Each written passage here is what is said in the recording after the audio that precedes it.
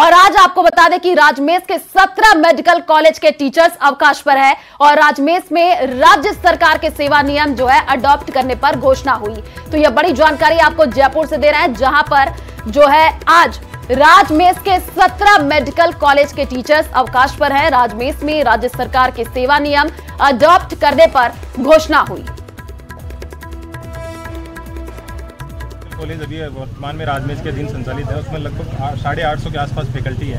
उन सब का भविष्य अभी बेसिकली स्टेक पे आया हुआ है। वो सब बहुत चिंतित है। जब से हमें पता लगा कि हमें डाइंग कैडर घोषित कर देंगे और हमारे पे पुराने नियम लागू रहेंगे, तो पुराने नियम तो इतने ज़्यादा प्रताड़ित करने वाले हैं कि हमें केवल समेकित वेतन के अलावा कुछ भी सुविधाएं नहीं मिल रही हैं। नहीं होने वाली भर्ती पे लागू करेंगे, आप लोगों को डाइंग कैडर बना देंगे।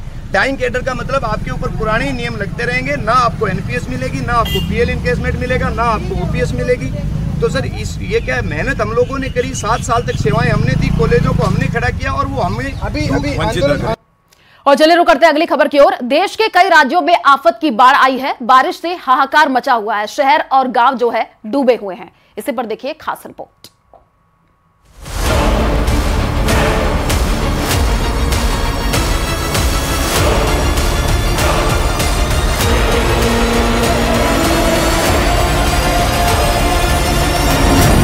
देश के कई राज्यों में आफत वाली बाढ़।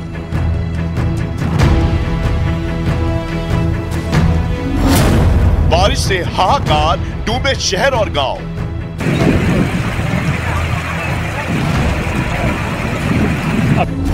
बाढ़ का कहर, चारों तरफ जल प्रलय।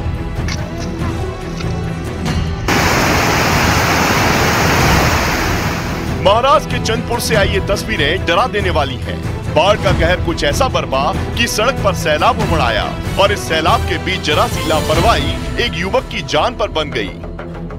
तस्वीरों में साफ दिखा कि सड़क पानी तेज प्रवाह से बह रहा था। तभी ये युवक पानी के तेज प्रवाह के बीच दौड़ते हुए सड़क को पार करने की कोशिश करने लगा। इसी बीच ये युवक पानी में गिर गया और फिर सैलाब की चपेट में वो बहने लगा। युवक को इस कदर बहता देख आसपास मौजूद लोग परेशान हो गए। तभी वहाँ मौजूद एक शख्स उफनती धारा के बीच कूद गया। काफी देर तक लहरों से जंग होती रही, लेकिन अंजाम सिफर रहा। उस युवक की जान नहीं बच पाई।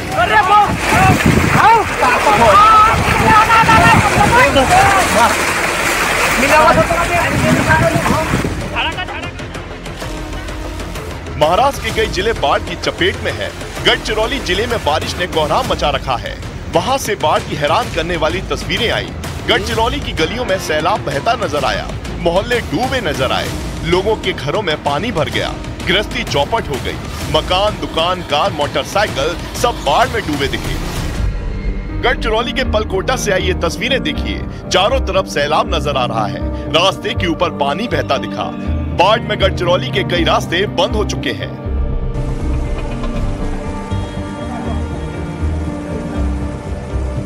गढ़चिरौली में बाढ़ की वजह से भामरागढ़ तहसील के 100 गांव में पानी घुस गया। इन गांवों का संपर्क शहर से कट चुका है।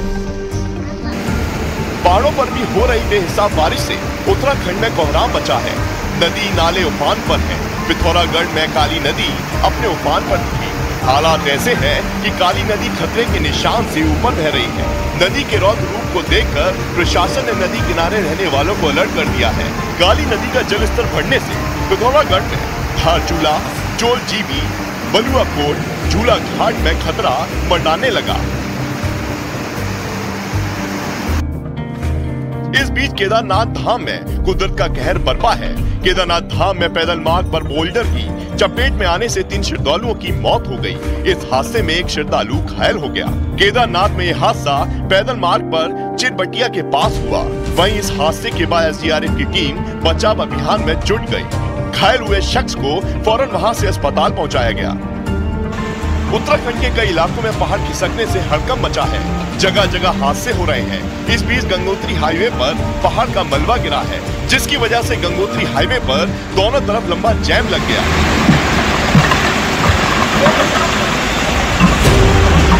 और इसी जैम में वहां से गुजर रहे कुछ कांवड़िए फंस गए थे। कई घंटे तक ये कुदरत के कहर के बीच फंसे रहे। इसकी सूचना जब प्रशासन को हुई तो इन कांवड़ियों को गंगोत्री हाईवे से सुरक्षित निकाला गया। जय बोले जय बोले। महाराष्ट्र के नागपुर में तो झमाझम बारिश की वजह से कई इलाके जलमग्न हो गए। सड़क से लेकर लोगों के घरों में पानी भर गया।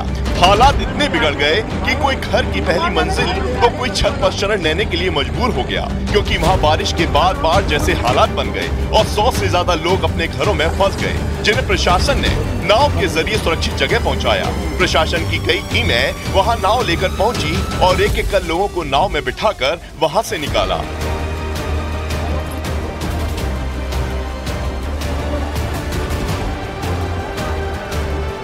उधर छत्तीसगढ़ में भी बारिश ने कोहराम मचाया है।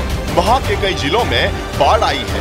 राजनांदगांव में इतनी बारिश हुई कि वहाँ जिला अस्पताल ही डूब गया। अस्पताल के वार्ड में पानी घुस जाने से मरीजों को काफी परेशानियां हुई। अस्पताल के अंदर और बाहर बाढ़ ने कब्जा कर रखा है। जिला अस्पताल के मुख्य गेट से पानी निकलता दिखाई दिया।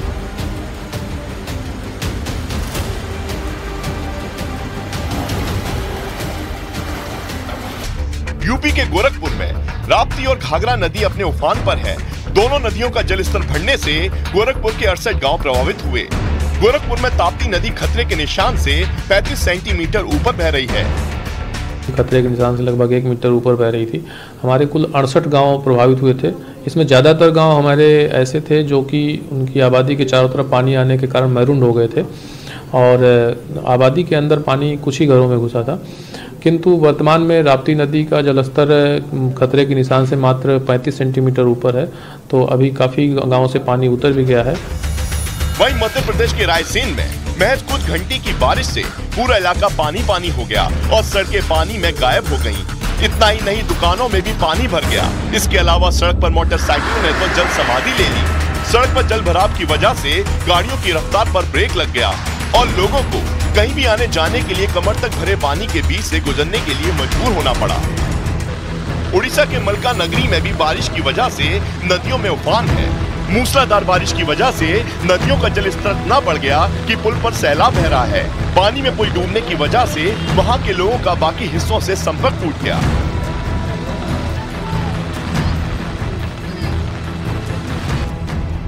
गुजरात के गिर सोमनाथ के कई इलाकों का एक जैसा ही हाल है। भारी बारिश के बाद कई जगह बाढ़ की स्थिति बन गई है। गिर सोमनाथ के बेरावल में करीब 200 से ज्यादा लोग बाढ़ से प्रभावित हैं। यहाँ की एक हाउसिंग सोसाइटी में तो सड़क से लेकर लोगों के मकानों में पानी भर गया। लोगों के घर के किचन से लेकर बेडरूम तक हर जगह पानी ने घुसपैठ कर ली थी।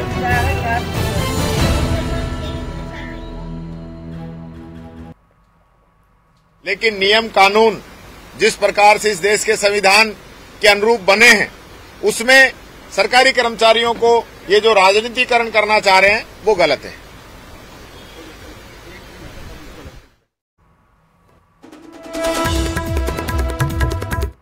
और चलिए रुक करते हैं अगली खबर की ओर। अनूपगढ़ से बड़ी खबर सामने आ रही है। जैसर में ग्रामीणों ने जाम लगाया है। बिजली कटौती से परेशान ग्रामीणों ने मुख्य सड़क जाम लगा दिया और आपको बता दें कि सहायक अभियंता का घेराव करने ग्रामीण पहुंचे और ग्रामीणों की पुलिस से धक्का मुक्की भी हुई है। उमस भरी गर्मी के दौरान बिजली कटौती से आमजन परेशान है। तो ये बड़ी जानकारी आपको दे रहे हैं जैसर से, जहां पर ग्रामीणों ने जाम लगा दिया है। आपको बता दें कि ग्रामीणों की पुलिस से धक्का मुक्की भी हुई है। तस्वीरें भी सामने आई है, आपको तस्वीरें दिखा रहे हैं। उमस भरी गर्मी के दौरान बिजली कटौती से जो है आमजन परेशान है और उसी को लेकर के ग्रामीणों में काफी आक्रोश भी देखने को मिला। जाम लगा दिया गया। बिजली कटौती से जो ग्रामीण है वो काफी परेशान हो रहे हैं। तस्वीर हम आपको दिखा रहे हैं, देखिए पुलिस से धक्का मुक्की भी हो गई। अनूपगढ़ से ये बड़ी जानकारी, जहां पर सहायक अभियंता का घेराव करने के लिए जो ग्रामीण है वो पहुंचे और ग्रामीणों की पुलिस से धक्का मुक्की भी हो गई। उमस भरी गर्मी के दौरान बिजली कटौती ज्यादा हो रही है, इसी से जो है आम जनता काफी परेशान। तो ग्रामीणों ने जाम लगाया है। अनूपगढ़ से ये जानकारी आपको दे रहे हैं। लगातार गर्मी से जो है आम जनता में काफी परेशानी देखने को मिली और उसी को लेकर के जो है ग्रामीण पहुंच गए। सड़क जाम उन्होंने कर दिया। पुलिस से धक्का मुक्की भी हुई है, उसकी तस्वीरें भी टीवी स्क्रीन पर हम आपको दिखा रहे हैं। तो अनूपगढ़ से ये बड़ी जानकारी। जैसर में ग्रामीणों ने जाम लगाया है। बिजली कटौती से जो है ग्रामीण वो परेशान होते हुए दिख रहे हैं। सहायक अभियंता का घेराव करने के लिए ग्रामीण पहुंचे। ग्रामीणों की पुलिस से जो है धक्का मुक्की भी हो गई, उसकी तस्वीर हम आपको टीवी स्क्रीन पर दिखा रहे हैं। लोगों का ये कहना है कि गर्मी में जो है काफी ज्यादा परेशानी हो रही है और जो है बिजली कटौती लगातार हो रही है। इसी को लेकर के आम जनता में काफी रोष देखने को मिला है। और जोधपुर से बड़ी खबर सामने आ रही है। छात्र संघ चुनाव की मांग को लेकर के प्रदर्शन, पुलिस ने मौके से छात्रों को हटाया और पुलिस ने यूनिवर्सिटी में प्रवेश कर रहे छात्रों को रोका है। तो इस वक्त की ये बड़ी जानकारी आपको दे रहे हैं। छात्र संघ चुनाव की मांग को लेकर के जो है प्रदर्शन देखने को मिला है। पुलिस ने यूनिवर्सिटी में प्रवेश कर रहे छात्रों को रोका है। तो इसको लेकर के ये बड़ी अपडेट जोधपुर से आपको दे रहा है। आप देखिए तस्वीरें भी निकल करके सामने आ रही है, जहां पर छात्र संघ चुनाव की मांग को लेकर के ये प्रदर्शन देखने को मिला है। पुलिस ने मौके से छात्रों को हटाया है। आप देखिए तस्वीर दिखा रहे हैं और यूनिवर्सिटी में ये छात्र जो है वो प्रवेश करने की कोशिश कर रहे थे, तभी पुलिस ने इनको रोक दिया।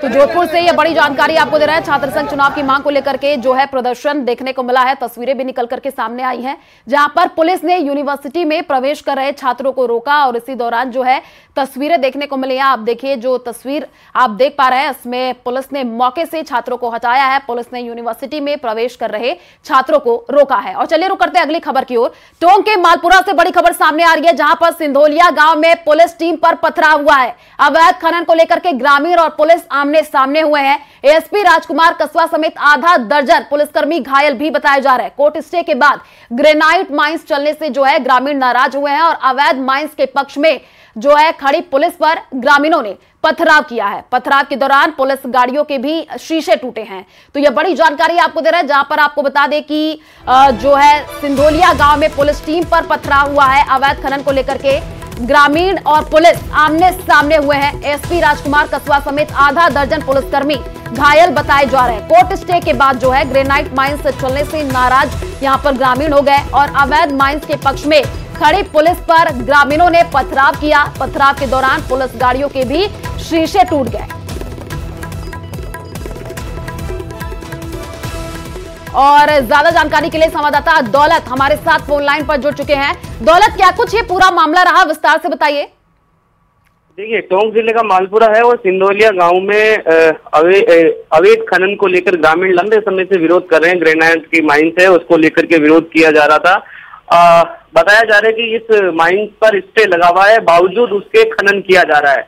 पुलिस प्रशासन से लेकर के जहां पर भी शिकायत की जा सकती थी, ग्रामीण शिकायत कर रहे थे, लेकिन उसके बावजूद खनन है वो किया जा रहा था। तो आज ग्रामीणों ने विरोध के लिए उस माइंस के आसपास इकट्ठे होकर विरोध प्रदर्शन किया। इसी दौरान पुलिस को जब जानकारी लगी तो पुलिस वहां पहुंची और पुलिस का ये कहना है कि स्टे है कुछ दिनों पहले हट गया और पूरे उस अवैध खनन का पक्ष जब लेते हुए पुलिस दिखाई दी तो ग्रामीणों का आक्रोश है वो फूट पड़ा और पुलिस टीम समेत जो भी उस अवैध खनन के पक्ष में थे उन पर पथराव कर दिया। इस दौरान एडिशनल एसपी जो है एएसपी राजकुमार कसवा समेत आधा दर्जन पुलिसकर्मी है वो पूरी तरह से घायल हो गए। पथराव में गाड़ियों के शीशे भी टूटे हैं। सभी पुलिसकर्मियों को मालपुरा अस्पताल इलाज के लिए पहुंचाया गया है। कईयों के सर में चोट लगी हुई है, लेकिन कुल मिलाकर के ये अवैध खनन को लेकर जिस तरह से बवाल हुआ सिंधोलिया गांव में, वह पुलिस पर बड़ा सवाल खड़ा हो रहा है कि लगातार शिकायतों के बावजूद जब कार्रवाई नहीं हुई तो ग्रामीणों का ये आक्रोश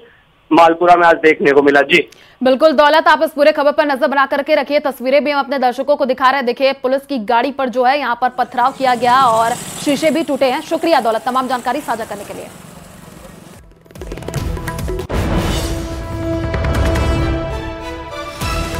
तो टोंक के मालपुरा से ये बड़ी जानकारी आपको दे रहे हैं, जहां पर सिंधोलिया गांव में पुलिस टीम पर जो है पथराव किया गया है। पथराव के दौरान पुलिस गाड़ियों के शीशे भी टूटे हैं।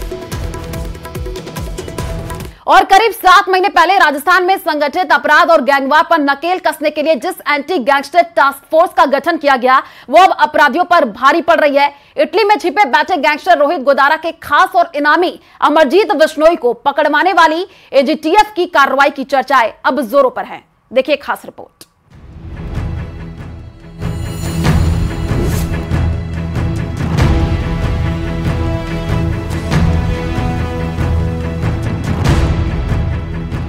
एंटी गैंगस्टर टास्क फोर्स की ताबड़तोड़ कार्रवाई।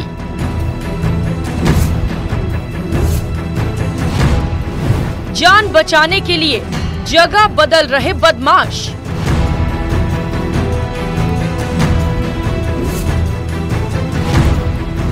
विदेश में छिपे गैंगस्टर भी थर-थर कांप रहे।